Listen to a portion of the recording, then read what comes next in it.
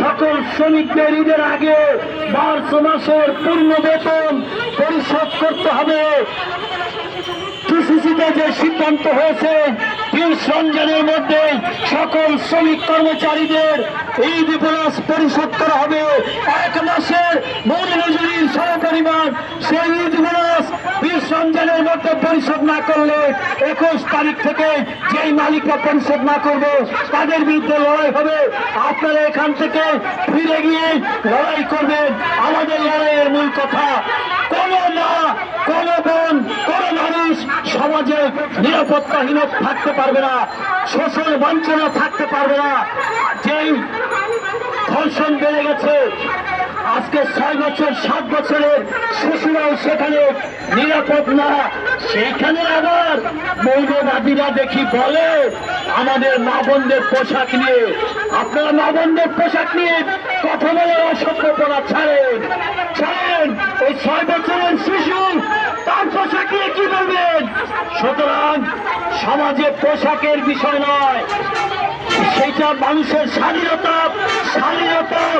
আর সব অসভ্যদের পরিষ্কার করে বলে দিতে চাই যে ধর্ষণের বিরুদ্ধে, শোষণের বিরুদ্ধে, নির্যাতনের বিরুদ্ধে আসেন।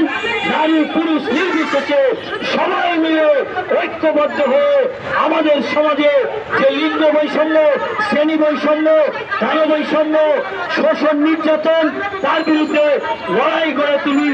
পরিশেষে শুধু আজকের দাবিটা আবার বলে আমি আমার বক্তব্য শেষ করব।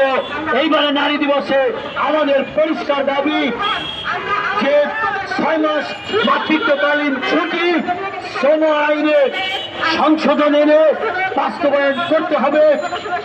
সমাজে ধর্ষণ, খুন বেড়ে গেছে, তার বিচার করতে হবে। নারীদের, শিশুদের, শ্রমজীবী মানুষের নিরাপত্তা নিশ্চিত করতে হবে।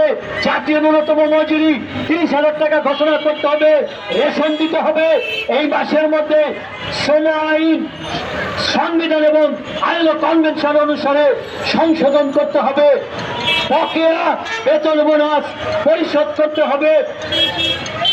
সমকাজে সমমজুরি, পদোন্নতি সহ কলে কারখানায়, অফিস আদালতে, সমাজে, রাষ্ট্রে, পরিবারে সর্বত্র নারী পুরুষ ধনী গরিব সকলের সমমর্যাদা, সমান অধিকার নিশ্চিত করতে হবে।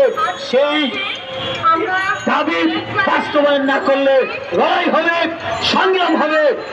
সেই সংগ্রামে সকলকে অংশগ্রহণের আহ্বান জানিয়ে আমি আমার বক্তব্য শেষ করছি।